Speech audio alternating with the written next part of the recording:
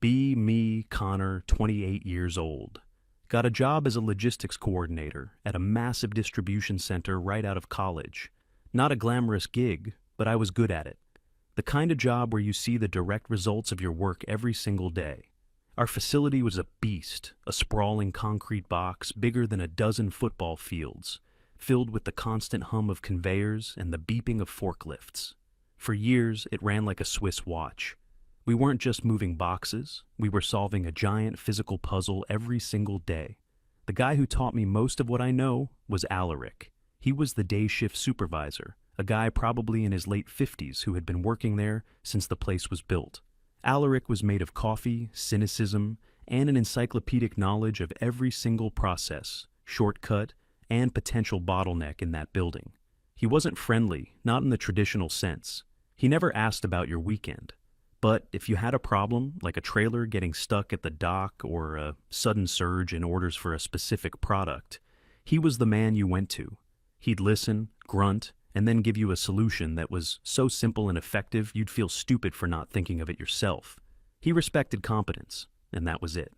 The culture he fostered was straightforward. Do your job well, don't cause drama, and help the guy next to you if he's in the weeds. It worked. Our efficiency numbers were always top of the region. We had a good crew. Most of the guys on the floor had been there for years. They knew the rhythm of the place. There was a kind of unspoken understanding, a professional camaraderie built on getting the job done right. We could handle anything. Holiday rushes, unexpected supply chain disruptions, system upgrades, we'd figure it out. Then, sometime late last summer, maybe August, the email came down from corporate. There was going to be a restructuring of our regional management. They were creating a new position. Head of Operations. This person would be our direct boss, overseeing me, Alaric, and a few other department leads like Hannah from customer service. A week later, we had an all-hands meeting in the main loading bay.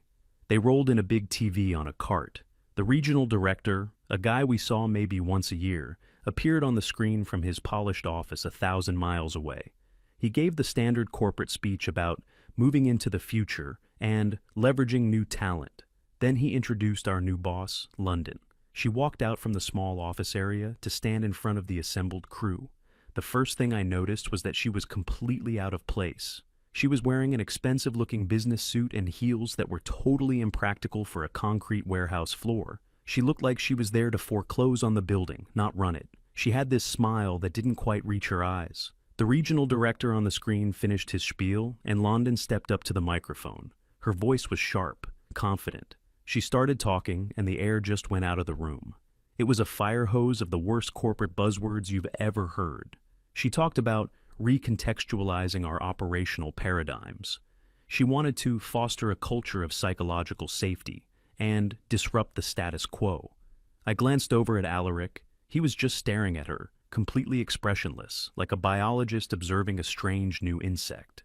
The forklift drivers in the back were already starting to whisper among themselves. She said her background was in human resources, with a focus on workplace dynamics and progressive management strategies.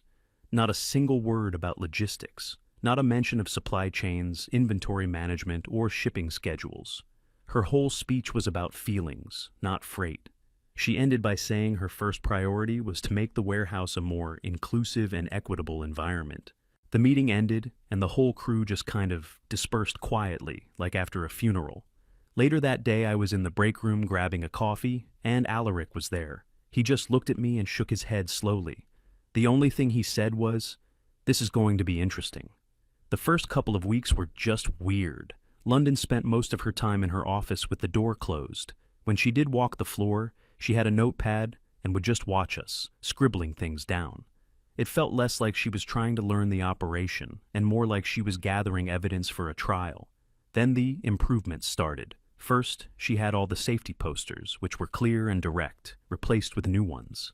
The new posters were pastel-colored and had vague, inspirational quotes about teamwork and positivity. They were harder to read and contained less actual safety information. Then came the mandatory weekly meetings, an hour every Wednesday morning where the entire leadership team had to sit in the conference room. She'd put up a PowerPoint presentation about topics like unconscious bias in the workplace, or deconstructing traditional power structures. It had nothing to do with our jobs. It was an hour taken directly from our most productive time of the day, and it threw the morning's shipping schedule into chaos every single time. Alaric and I tried to explain this to her. He pointed out that pulling the supervisors off the floor during the morning rush was causing a backlog at the docks. I showed her the data on our efficiency numbers, which had taken a noticeable dip on Wednesdays. She just listened with that same tight smile. She told us that building a better culture was more important than a few percentage points on a spreadsheet. She suggested that our resistance to the meetings was a sign that we were uncomfortable with change. That was when I first realized you couldn't reason with her. Data, logic, experience, none of it mattered. Her ideology was a shield against reality. The guys on the floor started to get demoralized. They were good at their jobs and took pride in their work. Now they were being treated like they were part of a problem that needed to be fixed. The small things kept piling up. She got rid of the old coffee machine that Alaric had personally maintained for a decade and replaced it with some complicated pod machine that was always broken. She rearranged the break room furniture, according to some feng shui article she read, making it awkward and sterile. It felt like she was systematically erasing every piece of the old culture. Hannah, who ran the customer service department, initially thought London was great. She was excited about the new energy she was bringing. They'd have lunch together sometimes. Hannah's job was to talk to clients, so she was a bit removed from the physical operations on the floor. She didn't see the problems these changes were causing, not yet anyway. The real breaking point came about a month into her tenure. It was the day she decided to revolutionize our entire inventory storage system. For 20 years, our warehouse had used a standard industry-wide ABC analysis system. It's simple logic. A items, the 20% of products that make up 80% of our orders, are stored closest to the shipping docks for fast access. B items, the next level of popularity, are in the middle. C items, the slow movers, are in the back. This minimizes travel time for the forklifts and pickers. It's the foundation of an efficient warehouse. London called a meeting with me and Alaric. She announced that the ABC system was an outdated and non-inclusive method. She claimed it created a hierarchy among the products. I am not kidding. Her brilliant new idea was to reorganize the entire warehouse, alphabetically. Every product, from a tiny screw to a giant piece of furniture, would be stored based on the first letter of its name. I thought it was a joke at first. I honestly waited for the punchline. There was no punchline. I tried to explain, as calmly and professionally as I could, why this was a terrible idea. I pulled up the inventory management software on my tablet. I showed her the numbers. London, look.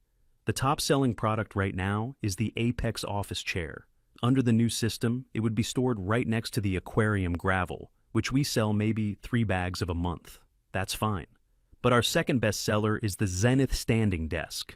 That would be stored all the way at the other end of the building, in the Zaid's section. A picker would have to drive his forklift the entire length of the warehouse and back for almost every single popular order. I showed her the simulation. This change won't just slow us down. It will increase our order fulfillment time by, at a minimum, 40%. It will create traffic jams in the aisles. It's logistically unworkable. Alaric, in his blunt way, chimed in. He told her they tried something similar once, years ago, as an experiment in a small section of the warehouse. It was such a failure that they abandoned it after 2 days.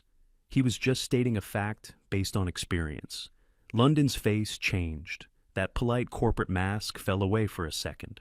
She looked at us, 2 men with decades of combined experience in this field, and her eyes narrowed. She didn't hear our concerns. She heard a challenge to her authority. She stood up. Her voice was cold. I understand that it can be difficult to embrace new ideas, especially when you are so attached to the old ways of doing things. Then she looked directly at me. I really don't need my own operational strategy explained back to me. It's condescending. She turned to Alaric. And I don't need anecdotes about what some guys tried to do 10 years ago. This is a different era. She took a deep breath and delivered the final blow. This is a classic example of men feeling the need to assert their dominance by over-explaining things to a female superior. It's a form of toxic masculinity, and it will not be tolerated in my department. We were stunned into silence. We weren't being toxic. We were trying to prevent a multi-million-dollar mistake. We were trying to help her, and by extension, the company. She interpreted our expertise as an insult. The meeting was over. She told us to begin drafting a plan to implement the alphabetical system immediately. The next morning, the email landed in everyone's inbox. Subject: a new policy on workplace communication. It was an official, department-wide directive. It stated that to combat unconscious bias and create a more equitable dialogue, a new rule was in effect immediately. Male employees were no longer permitted to offer unsolicited advice, solutions, or alternative viewpoints to female colleagues. All suggestions or concerns about projects managed by female colleagues had to be submitted through a new online suggestion and feedback portal. The form on the portal had about 30 fields you had to fill out. Submissions would then be reviewed by management at their discretion and in a timely manner. It was a gag order disguised as corporate policy. She had banned mansplaining. What she had actually done was ban competence. She had outlawed experience. The mood on the floor that day was grim. The guys were angry, but they also felt defeated. How do you fight something like that? If you object, you're just proving her point that you're toxic. It was a checkmate. That evening I saw Alaric out in the parking lot, leaning against his old pickup truck. I walked over. For a few minutes, we just stood there in silence, watching the last of the trucks pull away from the docks. Finally, he pushed himself off the truck. He looked at me, and there was no anger in his eyes, just a calm, cold clarity. "You know what we do now, Connor?" he asked. I shook my head. "We do exactly what she says," he continued. "To the letter. Every single instruction, every single policy. We follow it perfectly. She wants the warehouse organized alphabetically. We will make it the most perfectly organized alphabetical warehouse in the country. She wants feedback through a form. Then we will document every single potential problem, every single risk, and every single inefficiency we see. We will fill out that form, in triplicate if we have to. We will send the emails. We will create a paper trail so long and so detailed that it'll reach the moon." He took a drag from a cigarette he'd just lit.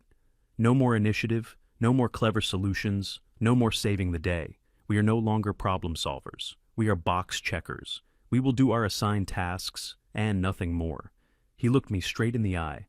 "She wants to be the boss? Fine. Let her be the boss. Let her own every single decision she makes." It wasn't a plan for sabotage. It was a plan for perfect, absolute, malicious compliance. A quiet pact was made. The next day, the change was immediate. The collaborative energy of the place vanished overnight. If a guy saw a pallet stacked incorrectly, he wouldn't just fix it. He'd take a picture, document it, and report it to his direct supervisor to await instruction. If a conveyor belt started making a weird noise, no one would just grab a wrench and tighten it. They'd log it in the maintenance system and wait for a work order to be approved by London. It was a silent protest, executed with chilling precision. And so, we began the great idiotic task of reorganizing the entire warehouse. It was a logistical nightmare. We had to essentially shut down sections of the facility for days at a time, pulling down every single pallet and moving it to its new, illogical home. Our productivity cratered. Orders were delayed. During one of London's Wednesday meetings, she brought up the declining numbers. She asked why the reorganization was taking so long. Alaric, with a perfectly straight face, explained it. He described the process in painstaking detail, the safety protocols we had to follow, the man-hours required for each aisle, the limitations of the forklift fleet. He wasn't complaining. He was just reporting the facts, exactly as a subordinate should. I chimed in, noting that we had submitted several suggestions via the portal on how to potentially streamline the process, but we hadn't received a response yet. London got defensive. She said she was inundated with feedback and was processing it. She told us to just stick to the plan. So, we did. Hannah started getting frantic calls from clients. "Where is our shipment? It's 3 days late." She would come to me, looking stressed. "Connor, what's going on? Can't you guys do something to speed things up?" I'd just give her an apologetic look. "Hannah, we're following the new operational plan. I can't authorize any deviations. You'll have to speak with London." I could see the frustration in her eyes. She was starting to realize that London's new energy was the energy of a Category 5 hurricane. This slow-motion disaster continued for weeks, and all the while, the busiest time of the year was approaching, like a storm cloud on the horizon. Black Friday. The preparation for the holiday season usually started in early October. In a normal year, Alaric and I would have been in planning meetings for weeks already, stress testing the systems, coordinating with shipping carriers, and bringing on seasonal staff. It was a massive undertaking, a carefully choreographed dance to handle a 300% increase in order volume. This year, there was none of that. London held a single Black Friday kickoff meeting. She presented a PowerPoint deck she had clearly made herself. It was full of clip art and inspirational quotes. Her grand strategy for handling the busiest retail day of the year was to empower the team to embrace the challenge. She talked about leveraging our new streamlined alphabetical system for unprecedented efficiency. She was actually proud of it.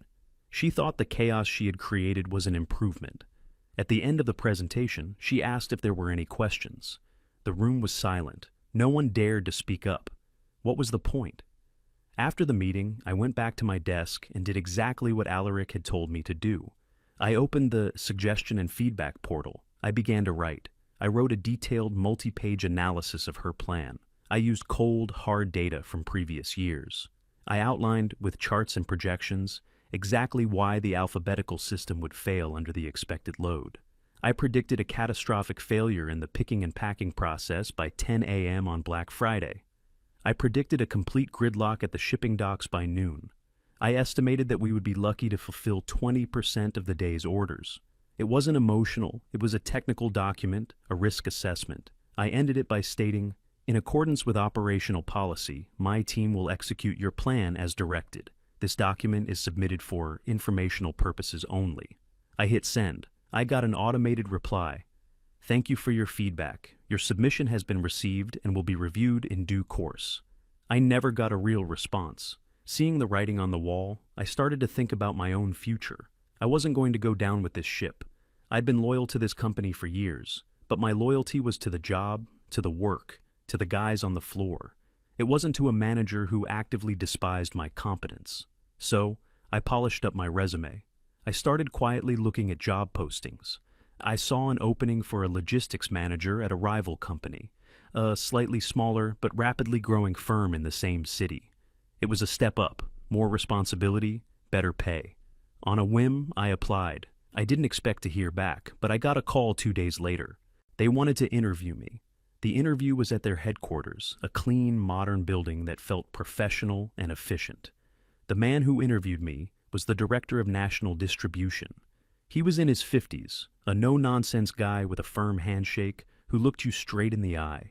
He didn't ask me about my feelings or my thoughts on workplace culture. He put a complex logistics problem on the whiteboard and asked me how I would solve it. He asked me about managing teams during a crisis. He asked about my experience with different inventory software and carrier negotiations. For an hour, we just talked shop. It felt amazing. It felt like being seen, like my skills actually mattered.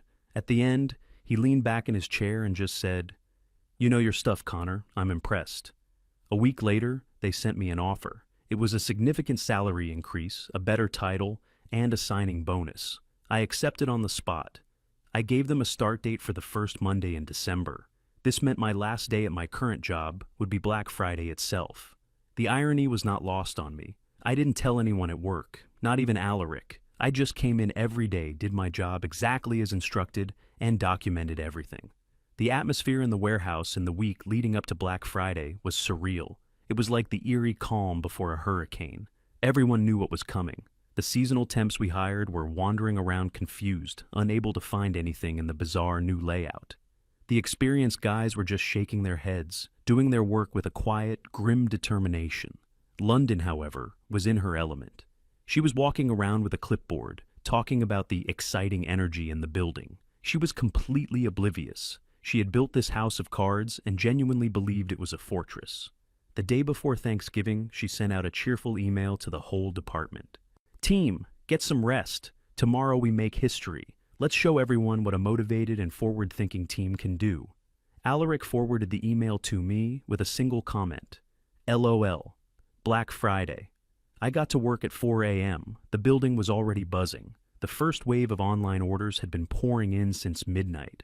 For the first hour, things were deceptively calm. The system was handling the initial trickle, By 6 a.m., the trickle had become a flood, and the cracks started to show. The pickers, the guys who drive the forklifts and retrieve the items, were reporting massive delays. An order that should have taken 10 minutes to pick was now taking 45. They were driving from A to W to C to T for a single 4-item order, crossing the entire warehouse over and over. By 8 a.m., the packing stations were starved for products. Dozens of workers were standing around, waiting for carts of items that weren't arriving. By 9 a.m., exactly as I had predicted, chaos began to set in. The main aisles were clogged with forklifts, creating a massive traffic jam. I saw 2 of them nearly collide. London was in her office looking at spreadsheets on her computer. She seemed to think everything was fine, because the numbers on her screen weren't reflecting the physical reality on the floor yet. Around 9:30 a.m., Hannah from customer service came running out of her office. Her face was pale. "The order tracking system is broken," she yelled. "Customers are getting notifications that their items have shipped, but the boxes are still sitting on the packing line." That was the first domino. The software couldn't handle the illogical workflow and was marking orders as complete long before they were. By 10 a.m., the whole system was in a death spiral. The shipping docks were a disaster. Trucks were lined up, ready to be loaded. But there were hardly any completed packages to give them. London finally came out of her office. She saw the gridlock, the idle workers, the mountains of unprocessed orders. The look on her face was one of utter disbelief. She couldn't process that her perfect plan had failed. She started walking the floor, barking orders. "You! Why are you just standing there? Go faster! Why is this aisle blocked? Clear this aisle!" Her commands were useless because she didn't understand the root of the problem. She was like a person trying to fix a broken engine by screaming at the steering wheel. The guys just ignored her. They were trying their best to work within the broken system she had created. By 11 a.m., we had officially lost control. The regional director was calling London's phone non-stop. We could hear it ringing from across the floor. She wasn't answering. She was running around, on the verge of tears, trying to manually direct forklift traffic. It was a pathetic sight. At 11:30 a.m., the regional director patched into the warehouse-wide intercom system. His voice boomed through the building, dripping with fury. "London, get to the main conference room. Now. Connor, Alaric, you too." We walked into the conference room. London was already there, looking completely broken. Hannah was there too, looking terrified. The director's face was on the big screen. He looked like he was about to have a stroke. "What is happening at my facility?" he roared. "I have our biggest retail partners on the phone screaming at me. Our fulfillment rate is at 17%. 17%. Explain yourselves."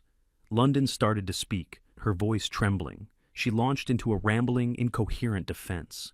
She blamed the old-fashioned attitudes of the staff. She blamed their resistance to change. Then she pointed a shaking finger at me and Alaric.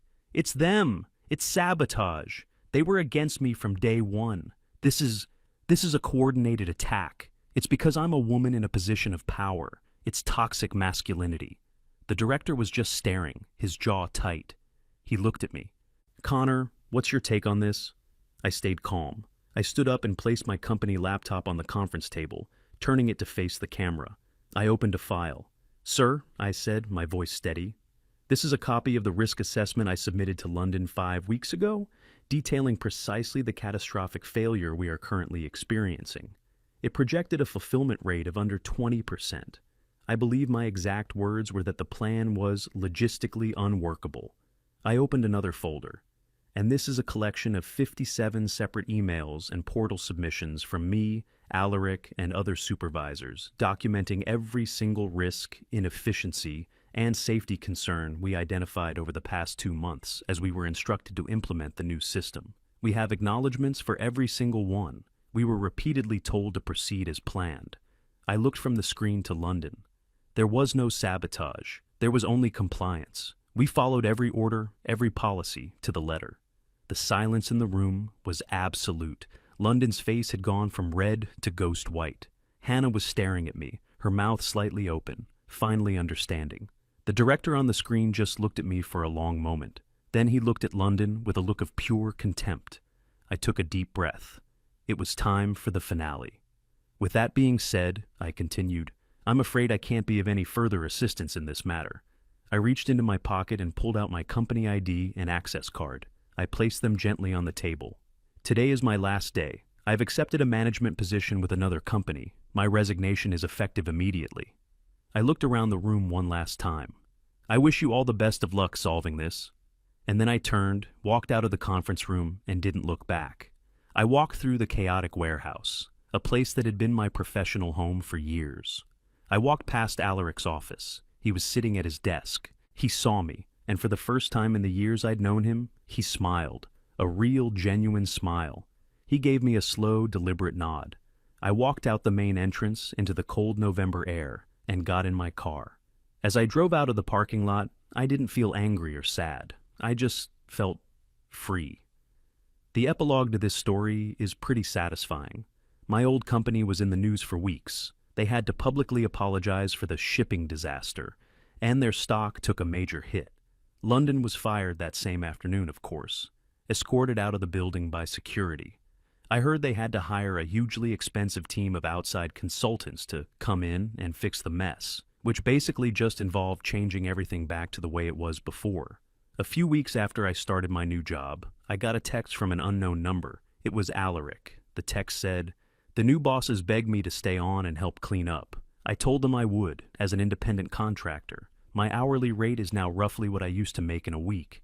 Thanks for the show, kid. Drinks are on me. My new job is great. I work with professionals. My expertise is valued. I'm respected. Sometimes, when I'm sitting in my new, quiet office, I think back on that whole fiasco.